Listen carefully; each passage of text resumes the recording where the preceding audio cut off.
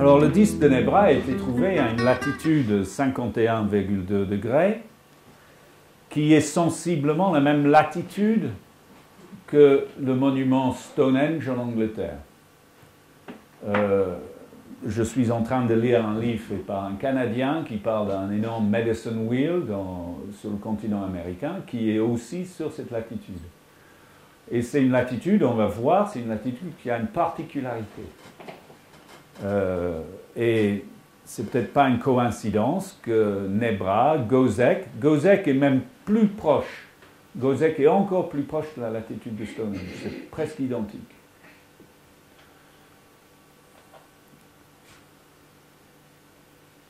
Alors,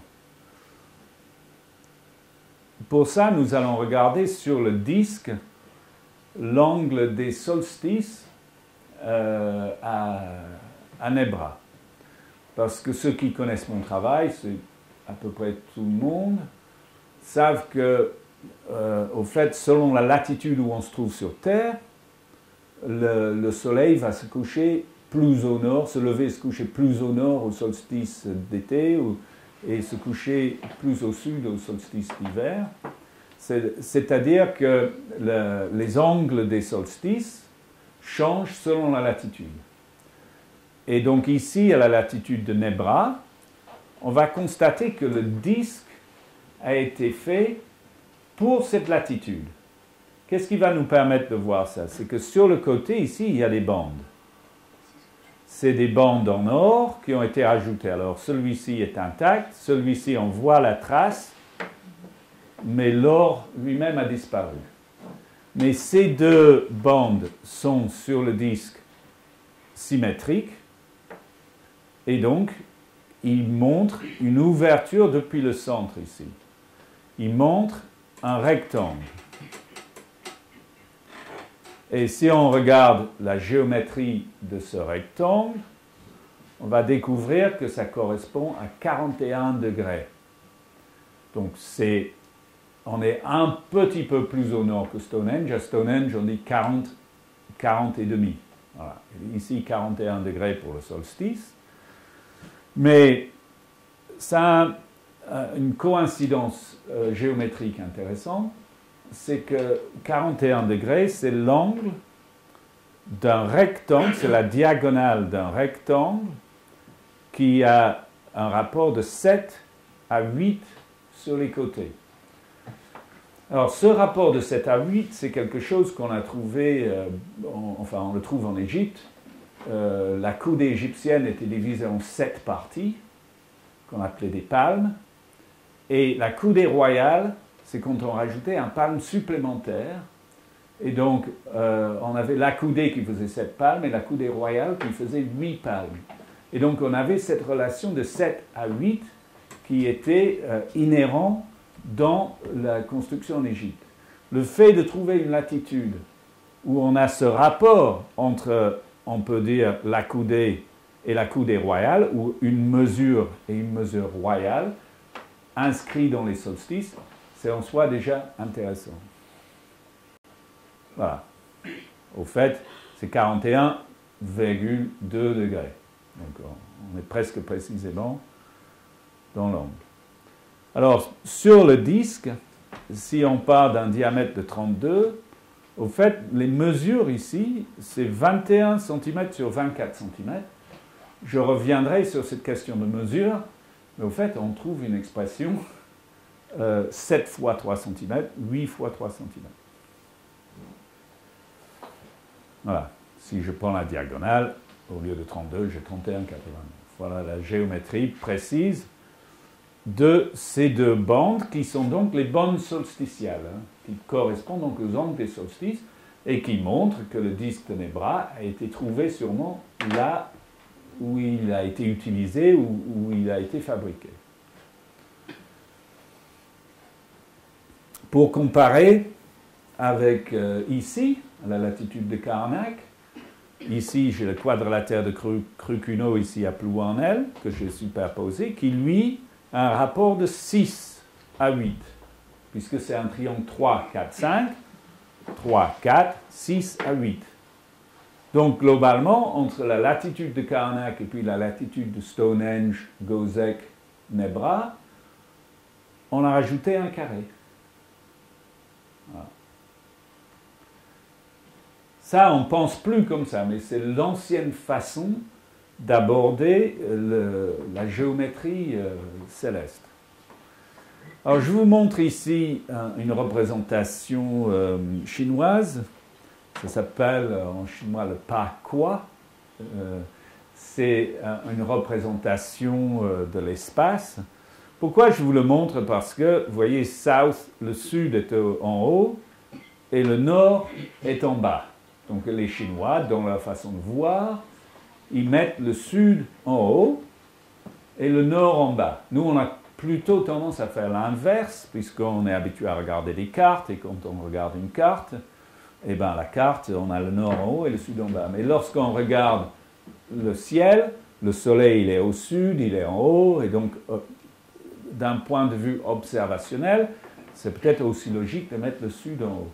Au centre, on a un cercle, et vous voyez, vous avez un rond blanc dans le noir qui peut être vu comme la lune dans le noir, et un rond noir dans le blanc qui peut être vu comme le soleil dans le jour. Et quand on regarde le disque de Nebra, ici dans le coin, eh bien, quelque part, on n'est pas trop loin de ce symbolisme.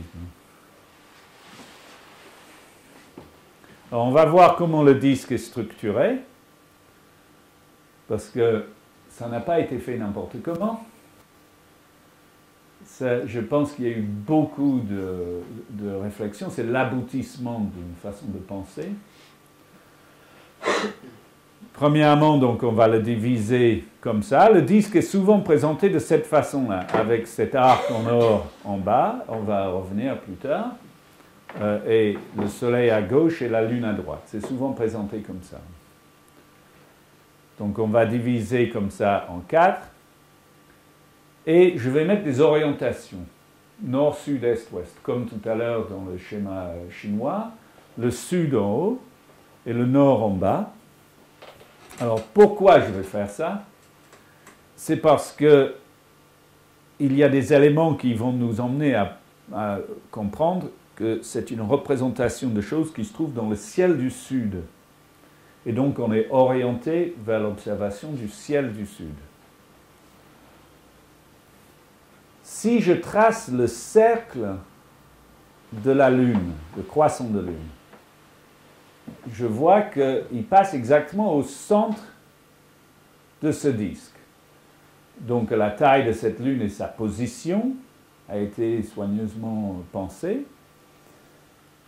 Et puis si je trace le cercle intérieur de cet arc-là, en passant exactement par les coins, je vois aussi qu'il passe exactement par le centre. Et que cet arc, il rentre un tout petit peu, mais globalement, il ne va pas sur la partie supérieure du disque. Alors que la Lune, elle est à peu près à cheval entre les deux parties. Et voici un élément très important. Il y a un groupe ici de 7 étoiles. Et il a été rapidement suggéré par un astronome qui a vu ce disque que c'était une représentation des Pléiades. Alors, s'il avait fait beau ce soir, je vous aurais fait sortir pour regarder les Pléiades parce qu'elles sont très visibles en ce moment. Et une fois qu'on les a vues, après on les reconnaît. C'est un petit amas d'étoiles. Alors, ça s'appelle les 7 sœurs en anglais, Seven Sisters. Et une fois qu'on les a vus, on les reconnaît, c'est quelque chose de très facilement reconnaissable, donc très important dans le ciel, parce que c'est un point de repère important. Et donc, les Pléiades, quand on les observe dans le ciel du sud. On ne peut pas les voir au nord, hein, parce que les Pléiades sont juste à la limite de la constellation du Taureau, qui fait partie de la bande zodiacale, et donc ils passent dans le ciel du sud. Donc on ne peut pas le voir au nord. Voici une image de ces étoiles, l'amas stellaire des Pléiades. Et l'étoile centrale, on a vu tout à l'heure qu'il y avait une représentation de 6 étoiles autour d'une étoile au centre. Et c'est Maya, cette étoile centrale, c'est la plus brillante. Elle s'appelle en français Maya. Voici sur une carte du ciel, voilà la constellation du Taureau. Les deux pointes des cornes sont là, ça c'est Aldébaran, l'œil du Taureau. Ici on a un croissant de lune.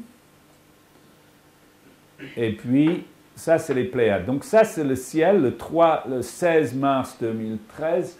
C'est ça, pour ceux qui viennent au séminaire, c'est ce ciel-là qu'on va observer. Ça c'est avec le croissant de lune, les Pléiades, Jupiter. C'est une organisation qui est similaire à ce qu'on va trouver sur le disque de Nebra. Alors les Pléiades ont été connues depuis très longtemps. Ici à Lascaux, vous voyez, on a le Taureau, avec l'œil du Taureau, Aldébaran. C'est la même représentation du ciel tout à l'heure. Et qu'est-ce qu'on voit ici? 1, 2, 3, 4, 5. Là, il y a 6 points. Juste derrière le cou du Taureau, c'est clairement une représentation des Pléiades. Donc, on les regarde depuis fort longtemps. Ici, sur une roche, gravée sur une roche au Mont Bégaud, la vallée des Merveilles, on voit cette gravure-là. Qu'on s'est analysé plus en détail et comparé aux Pléiades, on voit vraiment des similitudes. Vous voyez, avec cette ligne au-dessus, là. Donc, ce qui était au solstice d'été, Chantal Jacques nous a parlé de cette vallée des merveilles. Elle est clairement convaincue. C'était un lieu d'observation astronomique aux alentours de 1600 avant Jésus-Christ, donc contemporain avec le disque de Nebra. On va aller en Sumer pour regarder les représentations sumériennes des Pléiades. Alors, les Sumériens mettaient très souvent les Pléiades sur leur représentation, et on voit que c'est souvent fait de cette façon-là, une sorte de deux lignes comme ça, là. Là, on n'a pas d'étoile centrale. Ici, on a les Pléiades au-dessus de ce qui pourrait être un croissant lunaire, avec le clair de terre de la Lune qui est montré. Vous savez, quand on a un fin croissant, parfois on voit l'autre portion de la Lune qui est visible, qui est éclairée par la lumière terrestre, en fait. Et ici, une nouvelle représentation. Et enfin, celle-ci, qui est sumérienne, et qui, là, évidemment, ressemble exactement à la représentation sur le disque de Nebra. Et donc, cette représentation sumérienne, clairement, nous emmène à penser que ce qui est sur le disque de Nebra, c'est clairement les Pléiades.